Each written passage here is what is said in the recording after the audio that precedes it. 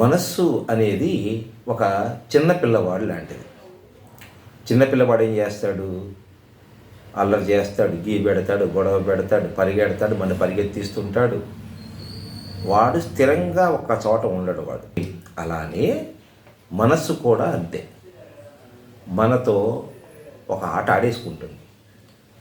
దానికి మనం ఏమి చెయ్యాలి అనేది ఈరోజు మనం ఇప్పుడు డిస్కస్ చేసుకుంటున్నాం. ఇప్పుడు ఇంట్లో స్నానం చేయించడానికి పిల్లవాడిని తీసుకెళ్తారు. వాడేం చేస్తాడు? పరిగెత్తుకుంటూ దూరంగా వెళ్తాడు. ఇంటి చుట్టూ తిరుగుతుంటాడు. వాడానికి అమ్మ పరిగెడుతూ ఉంటుంది. వాడికి అది ఆట, అమ్మకి కష్టం కదా. ఇది అంతే. మీరు చూస్తే వాడు ఎప్పుడు ఎక్కడ కూడా ఏదో ఒక పని చేస్తూ ఉంటాడు.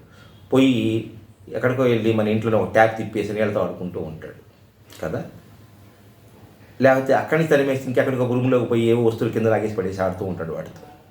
ఇది పిల్లవాడు చేసేటువంటి పనులు. ఈ అల్లరి మనకి నచ్చుతుంది, బాగా ఎంజాయ్ చేస్తాం. సేమ్ లాలించాలి, ఆడించాలి, లాలి పాట పాడాలి, బుజ్జగించాలి, వాడికి ఏదో చిన్న స్థాయిలో చూపించాలి, వాడి ఆశ తీర్చాలి. ఇలానే మనసును కూడా మనం చేయాలి. ఈ మనసును ఇలా చేస్తూ నెమ్మదిగా మన దారిలోకి తెచ్చుకోవాలి. ఒక వస్తువు ఇస్తే, ఒక బొమ్మ ఇస్తే వాడితో కాసేపు దాంతో ఆడుకుంటాడు. ఆడుకు తీసుకొచ్చి దాన్ని పక్కన పడేసి మళ్ళీ కొత్త బొమ్మతో ఆడుకుంటూ ఉంటాడు. మనసు కూడా అట్లానే చేస్తుంది. అందుకే మనసుని ఒక చిన్న పిల్లవాడితో నేను పోల్చడం జరిగింది.